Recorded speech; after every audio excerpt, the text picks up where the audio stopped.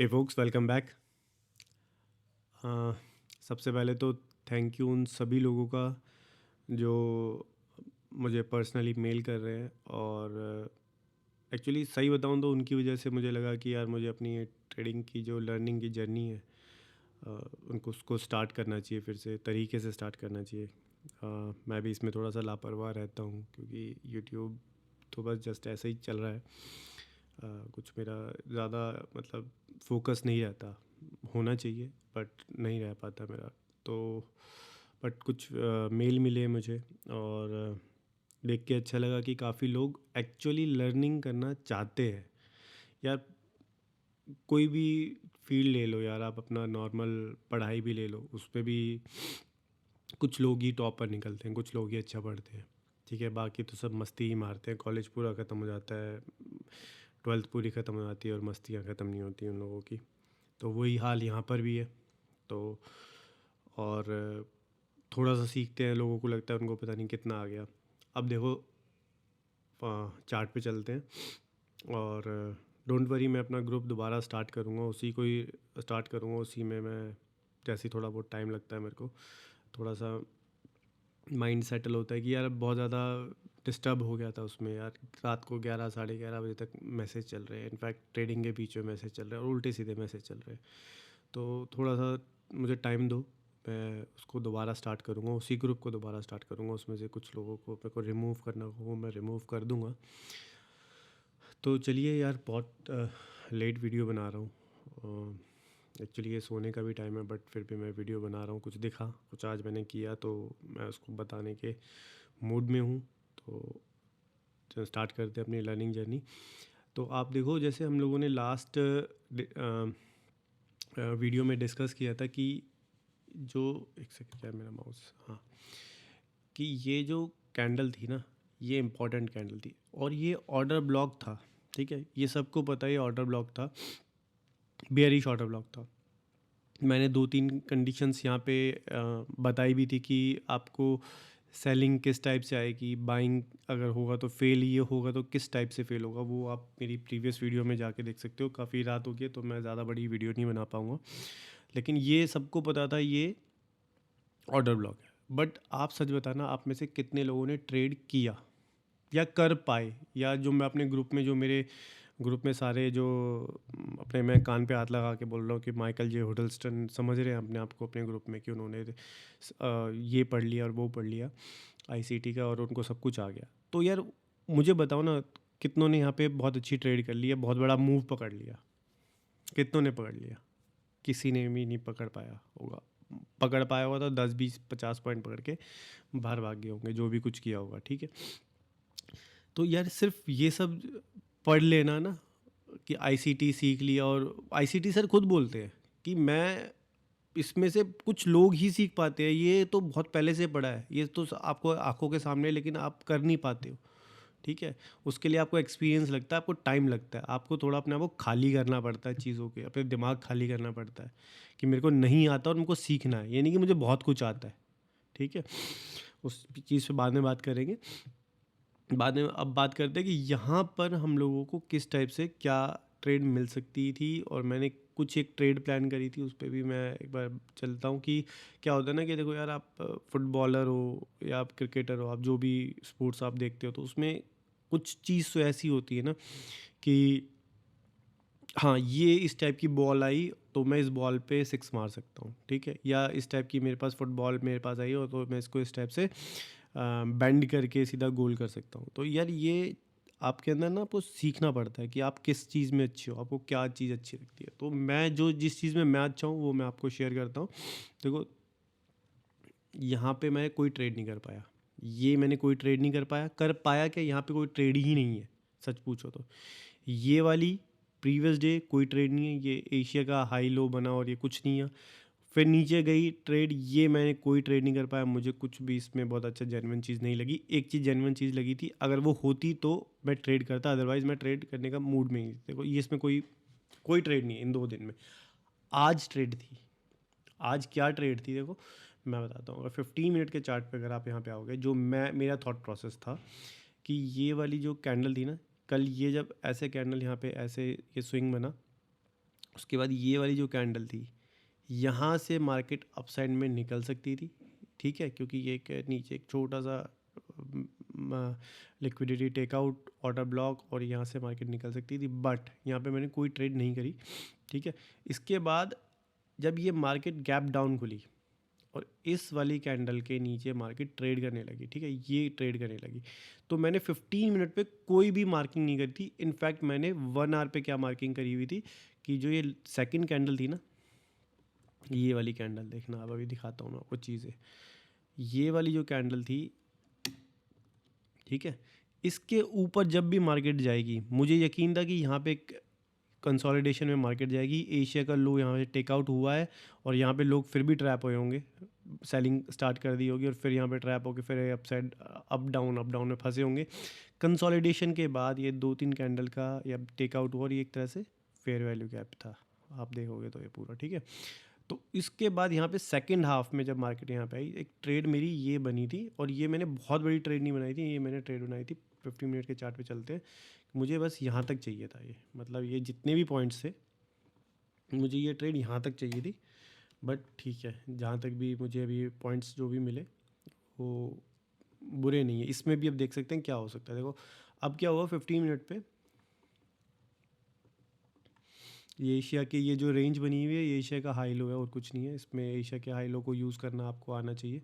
और देखो इसमें क्या हुआ, ये यहाँ पे कंसोलिडेशन वाला एरिया था पूरा, ये पूरा यहाँ से कंसोलिडेशन रहा एरिया, ठीक है। उसके बाद 3-3:30 बजे की जो कैंडल होती है वो मेरी फेवरेट होती है, और ये मूव मैं नहीं छोड़ता, ये मूव मैं इस टाइप के मूव मैं नहीं छोड़ता बिल्कुल भी।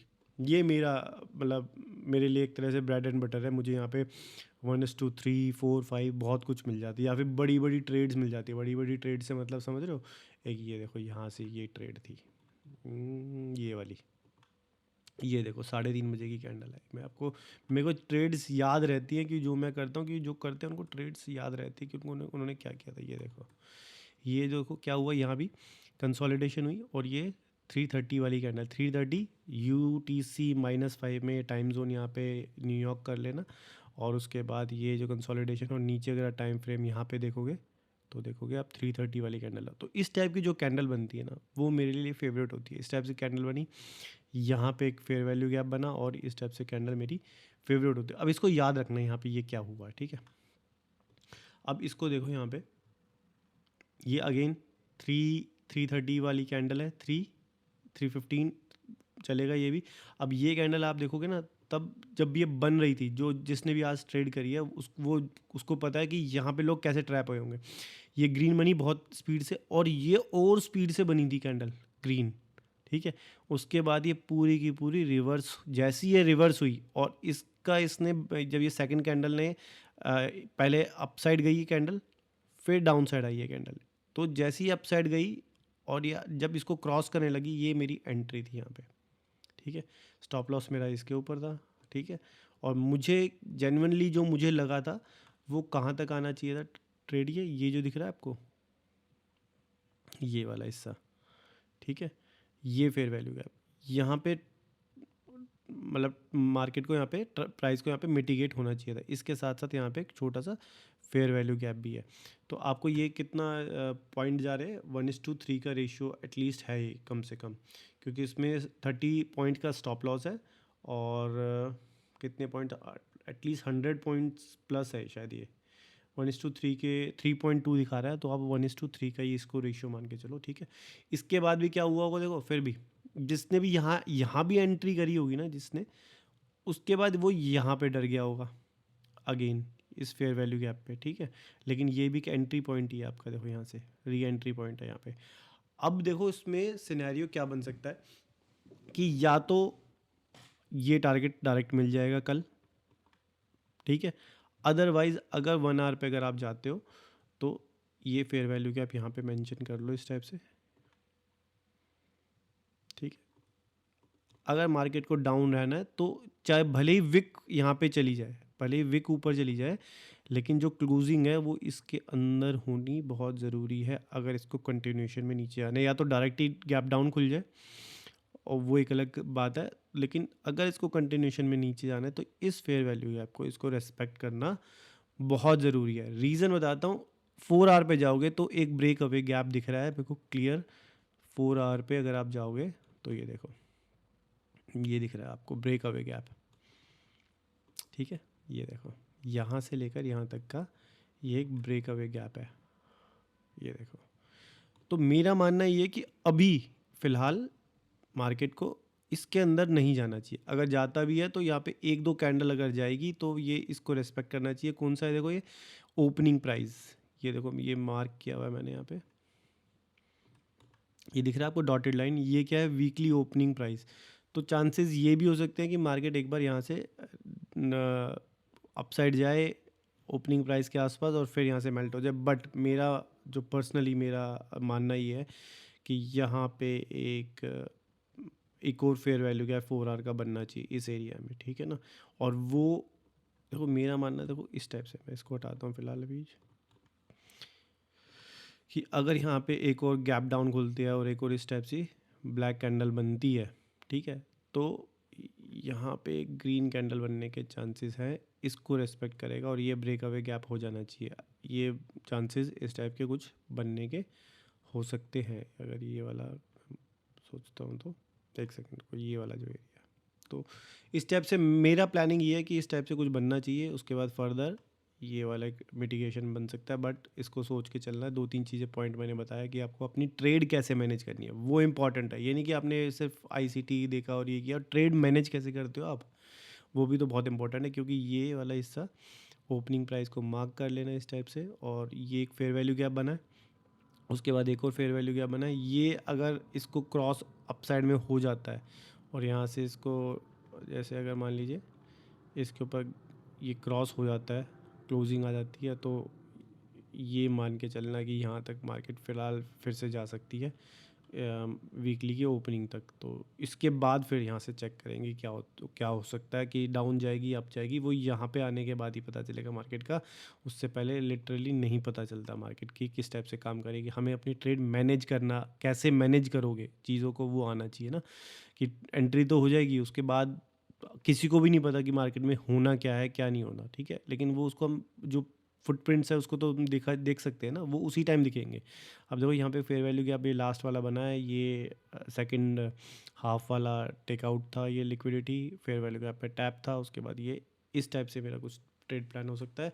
बस मेरा मानना ये है कि अगर मार्केट को कंटिन्यूएशन में डाउन साइड रहना है तो यहाँ से अगर विक वगैरह भी ऐसे खुलती है मार्केट, विक वगैरह भी मारती है और क्लोजिंग इसके अंदर ही होती है, और फिर ये नीचे अगर निकल जाती है तो आपको चांसेस है अपना जो टारगेट था वो मिलने के पूरे पूरे चांसेस है, जो मैंने 1:3 वाला किया था। अदरवाइज़ अपना 0-0 पे आ जाओ उसको, और अभी छोड़ दो उस ट्रेड को। जो भी मेरे 50-60 पॉइंट्स बन रहे हैं वो कोई फ़ायदा नहीं है, क्योंकि मैंने अपनी ट्रेल यहाँ पे वापस जहाँ पे मेरा एंट्री थी, मैं अपनी ट्रेड वहाँ पे लगा चुका हूँ। किसके ऊपर, इसके ऊपर। मेरी ट्रेड जो थी वो सिंपल सी ट्रेड ये थी, शॉर्ट वाली ट्रेड थी, और 15 मिनट की यहाँ से ट्रेड थी, वो इसके ऊपर थी, जाके वो लग रही थी यहाँ पे, ठीक है।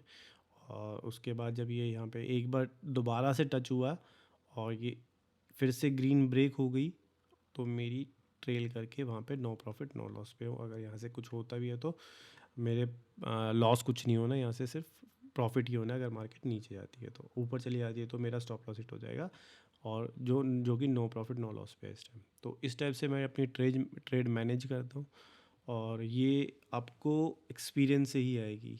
आपको ये नहीं कि स्विमिंग सीखनी है और आपने स्विमिंग की बुक पढ़ ली तो आप बहुत बड़े स्विमर बन चुके हो। आपको पूल में उतरना ही पड़ेगा स्विमिंग करने के लिए। तो ये भी वही कहानी है कि आप सिर्फ बुक्स पढ़ के, वीडियोस देख के आप नहीं कर पाओगे, आपको पूल में उतरना ही पड़ेगा, आपको स्विमिंग करनी पड़ेगी। ऑल्दो मेरे को स्विमिंग आती नहीं है, मैं एक एग्ज़ाम्पल दे रहा हूँ, ठीक है। तो मिलते हैं नेक्स्ट वीडियो में। आज की वीडियो के लिए इतना ही। Good night, good bye.